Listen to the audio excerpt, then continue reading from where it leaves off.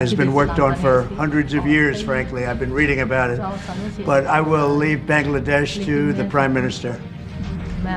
जहाँ तक যুক্তরাষ্ট্রের সংশ্লিষ্টতা নেই, বাংলাদেশের বিষয়গুলো মোদির হাতে ছেড়ে দিচ্ছে এমন শিরোনামে সংবাদ প্রকাশ করে ডেইলি স্টার, যেখানে বলা হয়েছে ট্রাম্প বাংলাদেশকে মোদির হাতে ছেড়ে দিয়েছেন, যা মোটেও সঠিক নয়। বাংলাদেশের বিষয়গুলো মোদির হাতে ছেড়ে দিচ্ছি এটা কখনোই ট্রাম্প বলেননি। ভারতীয় সাংবাদিকের বাংলাদেশ বিষয়ে উস্কানিমূলক প্রশ্নের জবাবে ট্রাম্প বলেন, বাংলাদেশ নিয়ে নরেন্দ্র মোদী দীর্ঘদিন ধরে কাজ করছেন এবং আমি পড়েছি ভারত এটা নিয়ে শত শত বছর ধরে কাজ করছে। এরপর তিনি মোদির দিকে ইঙ্গিত করে বলেন, বাংলাদেশের বিষয়টি আমি প্রধানমন্ত্রীর উপরই ছেড়ে দেব। বাংলাদেশের বিষয়টি নিয়ে উত্তর দিতে প্রসঙ্গটি মোদির উপরই ছেড়ে দেন ট্রাম্প, কিন্তু ভারতীয় মিডিয়ায় এটিকে বলা হচ্ছে ট্রাম্প বাংলাদেশকে মোদির হাতে ছেড়ে দিয়েছেন।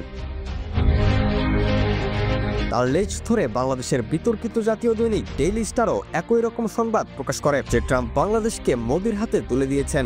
বিতর্কিত ডেইলি স্টারের এমন বিতর্কিত অনুবাদে ক্ষুব্ধ বাংলাদেশপন্থীরা। ট্রাম্পের ভিডিও বিশ্লেষণ করে দেখা যায় ট্রাম্প হাত শব্দটি একবারও উচ্চারণ করেননি, কিন্তু ভারতীয় মিডিয়ার মতো বাংলাদেশ বিরোধী ন্যারেটিভ তৈরি করতে তৎপর বাংলাদেশের কয়েকটি পত্রিকা। যদিও ডেইলি স্টারের এমন রিপোর্ট ভাইরাল হওয়ার পর ক্ষমা চেয়েছে পত্রিকাটি, তবে সংশোধন করে সঠিক ভার্সন প্রকাশ করার কথা বললেও শুধু হেডলাইন পরিবর্তন করেছে ডেইলি স্টার, কিন্তু ভেতরের মূল কলামে অক্ষত আছে ভারতীয় সেই ন্যারেটিভ।